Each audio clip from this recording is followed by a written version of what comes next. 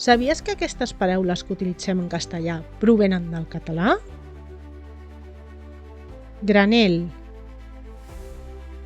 Prové del català granell. Aquest terme es refereix a la venda de productes en grans quantitats, sovint sense embalar. Fuet. El fuet és un embotit típic de Catalunya, fet en carn de porc i condimentat amb espècies. Aquesta paraula ha estat acceptada pel castellà mantenint el mateix significat. Sastre. Aquesta paraula descriu el professional que es dedica a fer o arreglar roba, especialment per homes.